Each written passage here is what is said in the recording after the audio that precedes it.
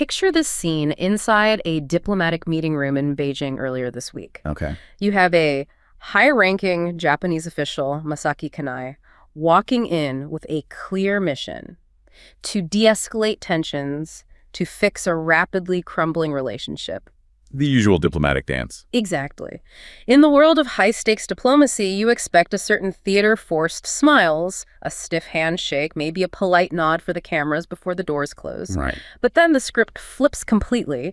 The Chinese official, Liu Jinsong, doesn't offer a hand. Wow. Instead, he stands there with his hands firmly jammed into his pockets, physically refusing to touch the Japanese envoy. That's not just cold, that's a statement. It's a calculated insult, and it perfectly mirrors the chaos unfolding outside that room. Japanese seafood is suddenly banned again, movie premieres are being canceled, and a Chinese Consul General is on social media making veiled threats about cutting off heads. Unbelievable. And the trigger for all of this, for this entire diplomatic meltdown, a single sentence from Japan's new Iron Lady, Prime Minister Sanae Takashi, regarding the survival of Taiwan. But here is the truly strange part that we need to unpack. While Beijing is reacting with furious noise and economic punishment, the rest of the world, including the United States and even Taiwan itself, has gone eerily silent. That silence tells us a much bigger story than the noise. And that is exactly our mission today. We are unpacking this recent, very rapid escalation between Beijing and Tokyo. It feels like a turning point. It's a moment of profound strategic clarification for the entire Indo-Pacific. We really need to analyze why a single, very carefully worded sentence from Prime Minister Takaichi. A sentence that, as you said, people like Shinzo Abe had hinted at for years. Exactly. Why did this trigger such a furious, multi-layered response from Beijing? I mean, everything from that diplomatic snub to weaponizing a fisherman's livelihood. And the silence. And more importantly, we have to spend significant time understanding what the world's measured silence reveals about the true stakes of a Taiwan contingency. Why that non-response might actually be the most potent strategic tool for Tokyo right now. So what we're really trying to do here is give you a shortcut to understanding the security architecture that's being redrawn right now around Taiwan. And not with bombs, but with legal clauses and trade sanctions. Okay, let's unpack that initial trigger. The statement Takaichi made was incredibly deliberate. It happened on November 7th during her address to the National Diet. What was the core assertion she made, and why was the phrasing so much more powerful than just saying, we care about Taiwan? Her assertion was, well, it was a masterpiece of political and legal maneuvering. Okay. She publicly told the Diet that a Chinese use of force, or even the large-scale deployment of warships around Taiwan, would constitute a situation threatening Japan's survival. A situation threatening Japan's survival. That phrase, that entire clunky, technical, almost bureaucratic string of words, that is the entire foundation for Japan's new defense posture. Without those specific 5 words, Japan's military cannot act. So why is that specific, almost academic legal term the linchpin? I mean, you might be wondering, why is this legal phrase so heavy? Because it is the specific, precise legal threshold embedded in Japan's landmark 2015 security legislation. Right. Before that legislation, Japan's self-defense forces, the JSDF, were constitutionally shackled. They were bound by a very strict interpretation of Article 9. Which basically restricted them to defending Japanese soil only. Exactly. They were a shield, nothing more. But the 2015 update, which was championed by former Prime Minister Shinzo Abe, established this exact threshold. And what does meeting that threshold allow? If the government officially declares that a survival-threatening situation exists, it authorizes the JSDF to act in collective self-defense. And that's the crucial part. It is. This is the crucial distinction. It means they can deploy and act in support of an ally, specifically the United States, even without Japan itself having been directly attacked. So Takaichi, by using that exact legal formula... As the sitting prime minister, she made it explicit that, in her government's view, the security of Taiwan is utterly and legally inseparable from the physical survival of Japan itself. It immediately transforms any Taiwan conflict from a distant geopolitical concern into a domestic security emergency for Japan. I think we need to contextualize how massive this legal shift is. Japan had to overcome decades of pacifist consensus just to pass that 2015 legislation, right? This wasn't just some simple vote. Oh, absolutely. To truly appreciate the weight of Takaichi's words, you have to look at the domestic political struggle that happened in Japan in the decade leading up to it. It was a huge fight. The 2015 law was incredibly controversial. It required massive political capital from the ruling Liberal Democratic Party, the LDP, led by Abe. There were huge public protests, hundreds of thousands of people demonstrating because they feared exactly what Takaichi is now affirming. That this law could drag Japan into foreign wars. Precisely. So Takaichi's statement isn't just new policy. It solidifies a decade of right-wing political effort to nigmalize collective self-defense. So while Abe and others had said similar things before, They had made rhetorical statements, yes. They'd said a Taiwan contingency is a contingency for Japan. But Takaichi delivered it as the official, binding legal stance of the sitting government. She gave the rhetoric teeth. So the strategic intent behind turning up the volume on this message is clearly to ensure Beijing knows this is a settled legal reality, not just political bluster. That's it, exactly. The core strategic intent is to counter any perceived Chinese hubris or miscalculation regarding international intervention. Right. Beijing has to calculate the cost of an invasion, and if they assume Japan will just stand aside, that cost is lower. But we know from rigorous analysis, especially detailed war games from think tanks like CSIS. The Center for Strategic and International Studies? Yes, their war games show that the entire defense of Taiwan hinges almost entirely on Japan. Why is Japan so indispensable in a Taiwan scenario? What makes them the linchpin? Geographically, it's just unavoidable. Without the immediate and unhindered use of U.S. bases in Japan, particularly those on the southwestern Nansai Islands. Like Okinawa and Ishigaki. Exactly. Without those, U.S. fighter and attack aircraft simply cannot effectively participate in the initial critical phase of the conflict. Tokyo is the strategic linchpin. So Takaichi is laying down a marker. She is delivering a clear warning shot. She's signaling that Japan will not sit on the sidelines, forcing Beijing to integrate the possibility of a legally backed Japanese military intervention into its own strategic planning. And that dramatically increases the cost, the complexity, and the risk of any invasion scenario. And that strategic clarification seems to have caused immediate, intense internal debate in Taiwan, too. This isn't universally seen as a positive defense guarantee there, is it? Not at all. In fact, for some, it's highly provocative. How so? That's one of those complex nuances of this whole situation. The fact that Japan is willing to intervene is a deeply fraught issue within Taiwan itself, and the complexity is perfectly captured by the tension at, say, a family dinner table. Okay, paint that picture for us. Imagine this scenario in Taipei. A retired veteran, maybe in his 70s, deeply rooted in the opposition Kuomintang, or KMT. He's watching the news of Takaichi's statement. And he's not happy. To him, this isn't reassurance. It's a dangerous, unwelcome provocation. But why would a guarantee of intervention be seen as a provocation? History. The older generation remembers the Japanese colonial occupation of Taiwan from 1895 to 1945. And they often view the Japanese right wing, of which Takaichi is a very prominent figure, with deep suspicion. They're worried about a revival of Japanese militarism. They fear that more than they trust the Japanese government's motivations regarding Taiwan. They worry that Takaichi is recklessly dragging Taiwan into a fire that Taipei itself might prefer to avoid, simply by raising the rhetoric and giving Beijing an explicit justification for escalation. So we have former KMT politicians expressing that fear publicly. Exactly. We've seen older KMT figures, like former President Ma Ying-jeou, condemn Takaichi's rhetoric as rash, fearing that this aggressive stance creates an unnecessary danger for Taiwan. They prioritize stability and economic ties with the mainland. But then you have the younger generation. But then you look across the table at the younger generation, who overwhelmingly lean toward the ruling Democratic Progressive Party, or DPP. For them, Takaichi's doctrine, a Taiwan contingency is a Japan contingency, is viewed as the only practical thing standing between their island and isolation. For them, it's a security umbrella. A necessary, modern security umbrella against an existential threat. This just shows that Takaichi's statement didn't just change the external strategic calculation, it immediately exposed deep historical and structural divisions within Taiwan itself. The reaction from Beijing, though, was instantaneous and highly theatrical. Beyond the strongly worded statements, they resorted to what we started with, the calculated insult. Let's spend more time detailing that extraordinary November 17th meeting. The meeting between the Japanese envoy Masaki Kanai and Chinese official Liu Jinsong was designed purely as a deliberate diplomatic humiliation. The refusal to shake hands. Yes. And in the rigid world of diplomacy, protocol is everything. A non-handshake is not an oversight.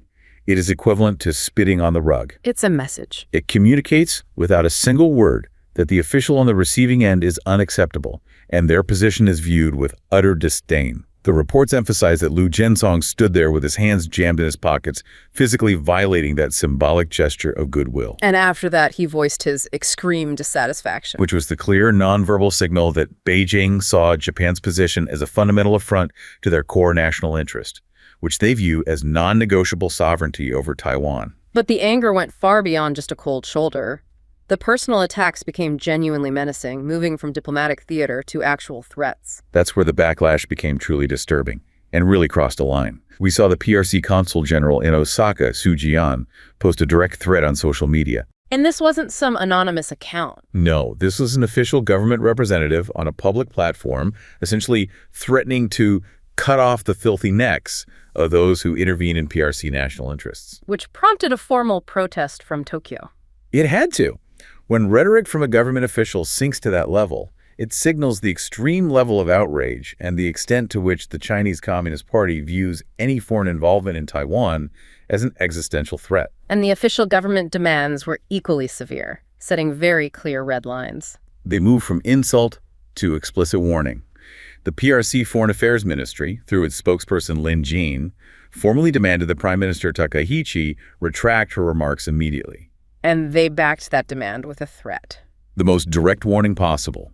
Any military intervention by the Japan Self-Defense Forces in a Taiwan contingency would be formally deemed an act of invasion by the PRC. They're trying to establish the legal and moral justification for future military retaliation against Japan. And then they took it to the UN. Yes. The PRC permanent representative to the UN, Fu Kong, weighed in, claiming Japan is totally unqualified to be a permanent member of the Security Council, a move that tries to undermine Japan's global standing. So Beijing is demanding a retraction under threat of diplomatic war, but Japan seems to be signaling that this isn't a temporary political position. Tokyo is doubling down, suggesting this is a permanent structural shift in their defense policy. What concrete steps confirm that? They are making highly visible structural long-term commitments, both financially and strategically. This isn't just Takaichi's opinion. It's becoming institutionalized Japanese policy. Okay, like what?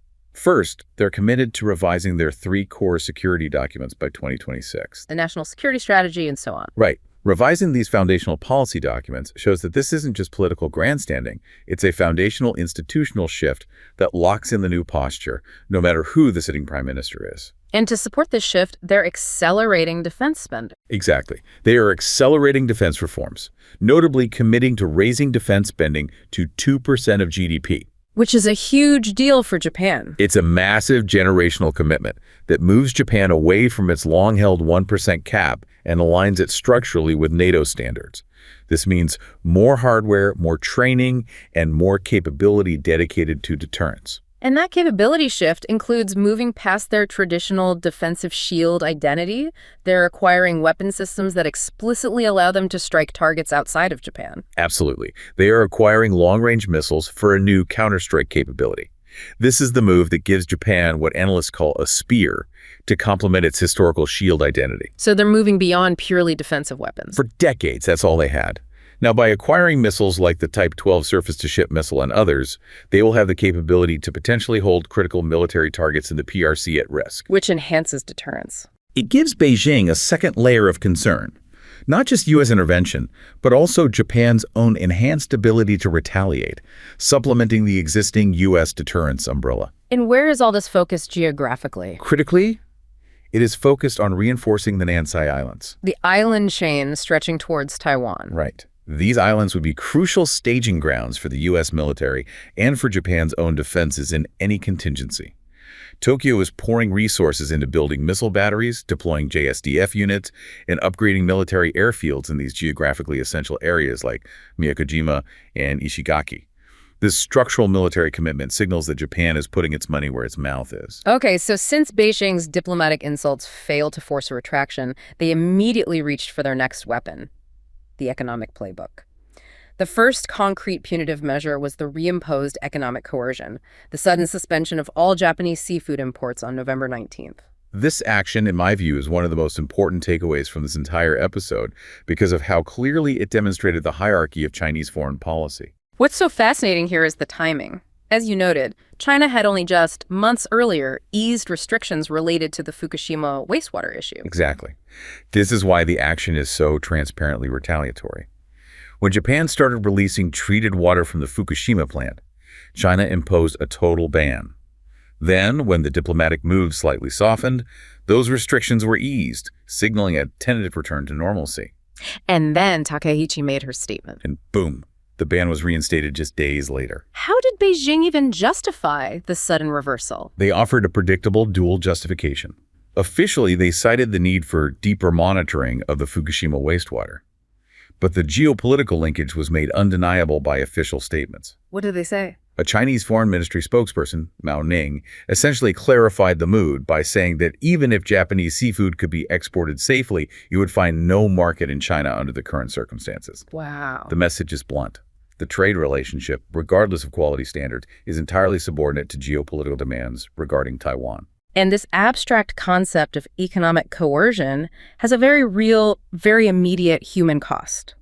We have a specific anecdote that really demonstrates how this trade leverage translates into vulnerability for ordinary citizens. This is where we see the concept of livelihood as collateral just come to life. I came across this specific example of a man named Kenji, a third-generation scallop fisherman operating out of Hokkaido. Okay. He had just taken out a significant loan to repair his trawler, based entirely on the assumption that China, easing those previous restrictions, meant business was stabilizing. He was betting on that stability. He was. China was the major lucrative buyer of Japanese seafood, particularly Hokkaido scallops, and he was banking on the high demand for the upcoming Chinese New Year rush to cover his loan payments. And what happened the day the ban was reimposed? The ban just came out of nowhere. Oh. One diplomatic non-handshake in Beijing, a speech in Tokyo, and Kenji's entire ability to earn a living was instantly compromised. Yeah. That loan he took out wasn't just a business expense. It was a bet on geopolitical stability. And a single diplomatic mood swing canceled his ability to pay that loan back. His livelihood was immediately weaponized because China had successfully leveraged its status as a major export market. It shows that economic leverage isn't just about GDP numbers. No, it's about the vulnerability of local businesses and local workers being instantly sacrificed for high-level foreign policy objectives. That's right. The market reaction must have been immediate.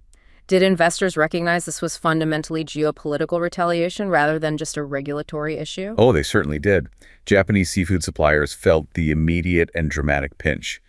Shares of major companies like Kyokuyo and Nishui, which rely heavily on exports, dropped significantly in the days following the ban. And I assume the opposite happened in China. Conversely, yes, the market reaction in China showed the clear zero-sum nature of this geopolitical conflict. Rival Chinese aquatic companies surged. We saw Zhongjiang Golian aquatic products, for instance, rallying over 20% on the expectation that they would fill the gap left by the banned Japanese goods. So the market is pricing in sustained geopolitical tensions. As a structural factor that favors domestic Chinese producers, yes. And the impact stretched well into the soft power and tourism sectors, hitting the Japanese service economy hard. Absolutely. Economic coercion isn't limited to physical goods. China immediately issued a pointed travel advisory for its citizens. This advisory prompted state-owned travel agencies, the ones that handle most of the group tours, to cancel pre-booked group trips to Japan. This is an explicit, calculated tool of economic pressure aimed squarely at the Japanese service economy. The hotels, the retail, the restaurants. The hospitality sector in major tourist hubs like Tokyo, Kyoto, and Osaka. When a nation's foreign policy causes its service industries to bleed, the pressure on the political leadership to retract or compromise becomes immense. Beyond tourism, we also see cultural exchange becoming collateral damage, effectively suffocated by the diplomatic freeze. This is the strategic silence intersecting with cultural coercion, and it's a difficult thing to watch. I heard about a program director, a woman named Li, working in a distribution company in Beijing. Okay. Her job was securing rights and approvals for foreign films. She had secured rights for 2 highly anticipated Japanese films and was planning 6 others for release in mainland cinemas. And when the diplomatic fight escalated? All of it was immediately put on hold. So why politicize art? What does suspending film approvals actually achieve for Beijing? It achieves a chilling effect. Cultural exchange films, music, literature is often seen as a stabilizing force between nations. It fosters mutual understanding. By suddenly pausing film approvals, Beijing signals that nothing is outside the scope of the dispute. Everything is on the table. It demonstrates that the political mood controls even the most mundane elements of cross-border engagement. And the silence from the rest of the world, the lack of global outrage over the politicization of art left people like Lin feeling incredibly isolated. When the stakes are declared to be national survival, soft power bridges are the first things suffocated. So if we look at the broader strategy, this trade and cultural weaponization confirms Beijing's history of using economic measures to extract political concessions, just as they did against other regional actors. It confirms the playbook is fully active. We've seen this before. Economic coercion deployed against Australia over political disputes, against South Korea over the Taiwan missile deployment. Right. Strategists are now warning that this dispute risks becoming a structural, long-term confrontation. The immediate impact on seafood and tourism is just the surface. A sustained tension brings renewed threats to critical supply chains that Japan depends on, such as rare earth supply security. Which is vital for their electronics industry. Absolutely. Beijing is signaling that if Tokyo doesn't retract this statement, the economic discomfort will become permanent and potentially target far more critical high-tech sectors. It's interesting that while China is projecting furious coercion externally, internally, the leadership is focused so heavily on ideological control and military modernization at the same time. It suggests they're preparing for conflict both politically and technologically. Let's start with the ideological squeeze, that unusual emphasis on loyalty within the PLA. This emphasis has been strikingly emphatic lately. It suggests that the external challenge, the direct threat from Japan's new doctrine, is being used internally to reinforce Xi Jinping's personal control over the military apparatus. How do we see that playing out? We saw this manifest in an essay by Central Military Commission Vice Chairman General Zhang Yuxia, published in the official People's Daily. And what was the essence of that essay? It was a direct, unambiguous demand for total, unequivocal loyalty to General Secretary Xi Jinping and his Leninist ideology.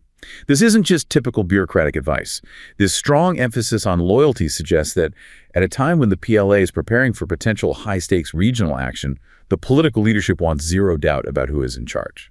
And this demand for loyalty is set against the backdrop of significant internal upheaval, including recent high-profile purges. Precisely. The purges have been widespread and have targeted senior officers. The PLA Daily, the official military newspaper, has framed the recent purges of figures like Mia Hua and He Weidong as critical efforts by Xi to suppress ideological opposition and internal corruption. And they're linking it directly to Xi. What is unusual is that the PLA Daily directly attributed the necessity of these purges to Xi's leadership, illustrating the very real consequences of diverging from his ideological line.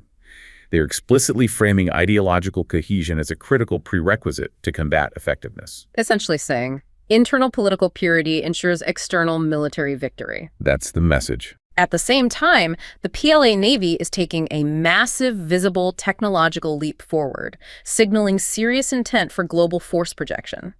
Let's detail the first sea trials of the Type 076 amphibious assault ship, the Sichuan. The sea trials, which took place over several days in mid-November, marked the debut of one of the largest amphibious assault ships in the world. It's estimated to be around 50,000 tons. To put that in perspective, that's about the size of a light aircraft carrier. It is. It's designed to carry thousands of Marines and heavy landing equipment. But as you noted, the true technological significance is what it carries on deck. Which is its unique catapult system. Wait, so this amphibious ship is basically carrying a mini aircraft carrier system. How does that even work? That's a great analogy. It functions like a revolutionary enhancement to their fleet. Sichuan is the world's first amphibious assault ship to feature an electromagnetic Kato-bar system. Kato-bar, catapult-assisted takeoff, but arrested recovery. Exactly. This system uses powerful magnets and electricity to rapidly accelerate an aircraft or drone off a short deck.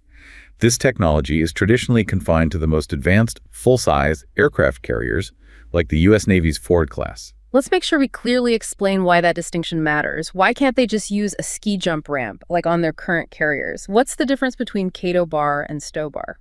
That's the core technical difference that defines blue water capability.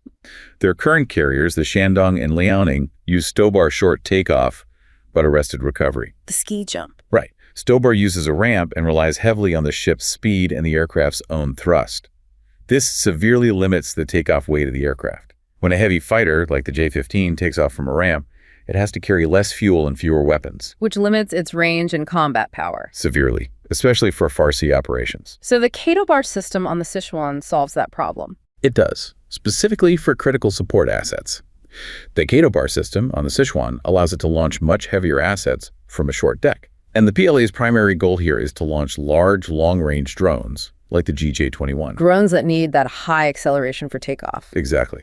And once airborne, they can provide essential, sustained airborne intelligence, surveillance, and reconnaissance, or ISR, support over vast distances. PRC state media has hinted that this drone capability will enable the Sichuan to play an unspecified strategic role beyond just supporting amphibious assaults. Meaning global force projection. That's the real strategic goal. So how does this new drone carrier enhance the existing PLA Navy carrier fleet, which relies on those older Stobar systems? It strategically offsets a major technological limitation. The Shandong and Liaoning carriers cannot launch the critical, high-end aircraft needed for true blue water operations, specifically dedicated airborne early warning, or AEW aircraft like the future KJ-600. Too heavy for the ski jump. Right, unless they reduce fuel dangerously. And without dedicated AEW, the task group is basically blind and vulnerable in far seas. So the Sichuan fills that gap. The Sichuan, by providing long-range airborne ISR via its GJ-21 drones, can accompany Shandong and Liaoning during out-of-area deployments. Essentially, it acts as a strategic sensor platform for the entire group. Exactly. This dramatically enhances the operational capability of the older carriers and enables the PLA to more easily sustain a robust, long-term carrier presence abroad. The ultimate goal is to maintain a continuous 3-carrier rotation, one on deployment, one in reserve, and one in port for maintenance. And this technological leap is being deployed during this period of high tension with Japan. Which is no coincidence. It signals a clear and rapid enhancement of the PLA's capability to enforce its claims across the Indo-Pacific, including around Taiwan. We return now to one of the most curious and telling elements of this entire dispute: the absence of high-level international response to the China-Japan spat. We've called it the strategic silence. Why are major Western governments avoiding public intervention when a core ally like Japan is being economically and diplomatically attacked? That silence is a tactical choice, and it's driven by profound self-interest. It reveals just how structurally destabilizing this dispute is. So who has spoken out? Outside of the U.S. ambassador to Japan, George Glass, who offered a sarcastic comment praising the Chinese for strengthening the U.S.-Japan alliance, and Russia, which explicitly supported Beijing, major Western governments have avoided public, high-level intervention. But isn't this exactly the moment you would expect NATO, the EU, or other Western allies to rush to Japan's defense? You would think so, but the risk calculation has changed. Publicly backing Takaichi's explicit statement risks 2 things for every Western capital. Okay, what are they? First, it makes the diplomatic situation immediately worse, potentially pushing Beijing to escalate further against Japan. Second, and more importantly, it draws the supporting nation directly into the bilateral fight. And makes them vulnerable to the same economic coercion. Exactly. Potentially subjecting them to the same treatment we saw applied to Japanese seafood and tourism. Western capitals, especially Germany, France, and Italy, are deeply vested in maintaining trade relationships with China. They are not willing to risk their own domestic economic stability just to provide vocal support for Tokyo's clarification on Taiwan. So it's a moment of collective strategic breath-holding. Hoping the dispute cools down without them having to commit political capital. Yes. And this silence has a profound impact on those caught in the middle. Yeah. We spoke earlier about Li, the film program director in Beijing. Yes, that is the human cost of the silence. Li was looking for international backing, some global outrage over the cancellation of her films and the politicization of culture. She found only silence. And that silence is the world tacitly acknowledging That the geopolitical stakes threatening global supply chains and regional stability are so high that minor issues like cultural exchange or a fisherman's livelihood are acceptable collateral damage. And no one is willing to risk their own diplomatic standing to save them. Taiwan is literally the reason this storm started. How is the government, particularly the ruling DPP, handling being the center of this diplomatic firestorm? They must be walking a tightrope. The ruling Democratic Progressive Party, the DPP, under President Lai Ching-te, adopted a decidedly low-key approach. And this was not an accident. It was an extremely deliberate tactical choice.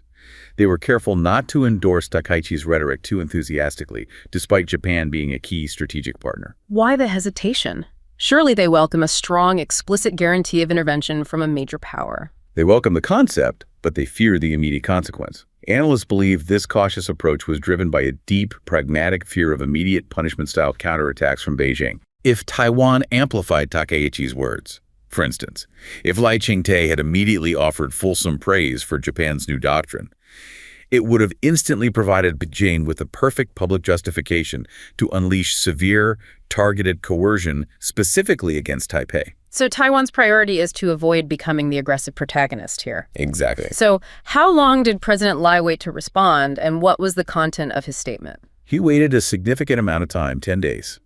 On November 17th, he finally issued a statement, but it was very carefully calibrated. How so? He urged China to exercise restraint and appealed to the international community to stay concerned about the rising tensions. He also used the moment to urge Taiwan's opposition parties, a subtle jab at the KMT old guard, to respect Japan's domestic politics. The takeaway is that the DPP wants stability and prefers to let the two giants, China and Japan, handle the high-volume rhetoric. Moving to South Korea, Seoul is arguably in the tightest diplomatic spot of all the regional allies. They have to balance their deep, indispensable economic relationship with China against their security alliance with the U.S. and their newly repaired partnership with Japan. South Korea is truly attempting to pursue a strategy of what you could call strategic ambiguity plus. The stakes for Seoul are almost existential. In what way? Over 90% of South Korea's maritime trade passes directly through the Taiwan Strait and the South China Sea. Any significant disruption, whether a blockade or a war, would devastate their economy. Expert models estimate a conflict could potentially reduce South Korea's GDP by 23%. 23%? That's catastrophic. They are extremely sensitive to any stability disruption. And their vulnerability is compounded by the looming threat of North Korea, which complicates matters further for the U.S.-South Korea alliance. That is the core vulnerability that dictates Seoul's caution. South Korea's reluctance to take a strong public stance stems from a deep fear of North Korean provocation. If USFK United States Forces Korea assets were diverted to support a Taiwan contingency, the Korean peninsula would be left significantly more vulnerable. Which forces them to tread this extremely fine line. Balancing economic stability with China against an existential immediate security risk involving the U.S. alliance. This raises the critical underlying question about the scope of the U.S.-South Korea alliance. If the U.S. intervenes in Taiwan, what realistically is Seoul expected to contribute? That question centers entirely on defining strategic flexibility. This is the understanding that USFK assets can, theoretically, be used outside the Korean peninsula. But there's a catch. Back in 2006, the U.S. and South Korea reached an agreement that stated U.S. forces would not be involved in a regional conflict, quote, against the will of the Korean people. That phrasing is vague, potentially contradictory, and now severely outdated. So Seoul has to define its operational role in concrete terms now, before a crisis. Exactly. This ambiguity is no longer tenable. They must decide in advance whether they would grant permission for crucial rear area support during a Taiwan contingency. What does that support look like? It includes allowing the U.S. military to use major bases like Camp Humphreys or the air bases at Osan and Kunsan, even the Busan Naval Base, for essential tasks, refueling, intelligence sharing, or backfilling munition supplies. And the U.S. will certainly demand the use of those facilities. Absolutely. But Seoul has to answer whether it will grant that permission in advance or if it will only provide diplomatic or economic support, withholding military logistical aid. The political and economic stakes are just too high for this to remain ambiguous indefinitely.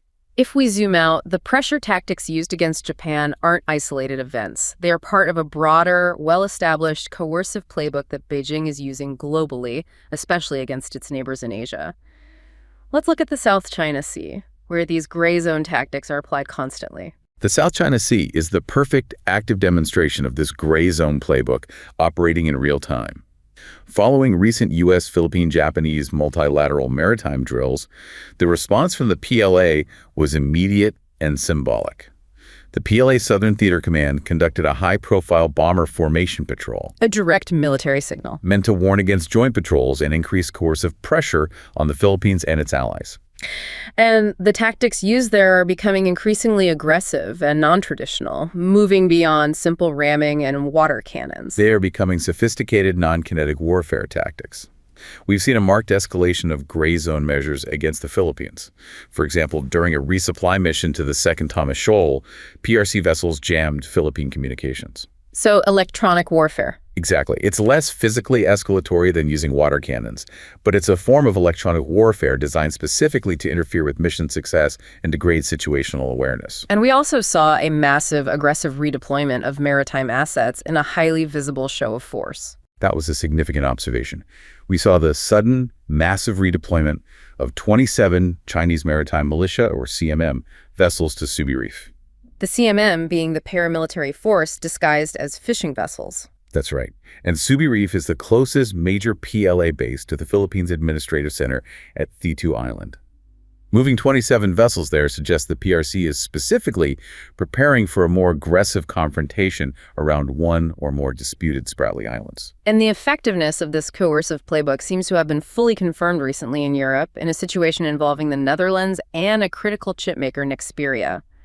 This case study truly demonstrates the power of supply chain dominance as a strategic weapon. The Nexperia case study is the defining moment that should make every global capital sit up and pay attention. It shows China's willingness and clear ability to leverage economic dominance against a sovereign Western nation to extract a policy concession. So what happened? Nexperia, a Netherlands-based chipmaker, was previously bought by the partially state-owned PRC firm Wingtech. The Dutch government attempted to seize control of the Dutch-based facilities, citing national security concerns about the transfer of critical intellectual property to the PRC. And how did the PRC respond to this legal challenge in a sovereign nation? Not through diplomatic protest or military exercises, but by weaponizing trade leverage. It imposed strict export controls on PRC-made Nexperia products. Which was a catastrophic threat. Because Nexperia produces over 40% of the world's critical automotive chips, small, essential semiconductors used in car manufacturing. The PRC suspension of these critical exports threatened the supply chains of the entire global auto industry, impacting manufacturers from Detroit to Stuttgart. Far beyond just the Netherlands. And what was the outcome of this targeted economic warfare? The PRC successfully forced the Netherlands to concede. Following intense negotiations and immense pressure from global auto manufacturing groups, the Netherlands agreed to suspend its seizure of Nexperia.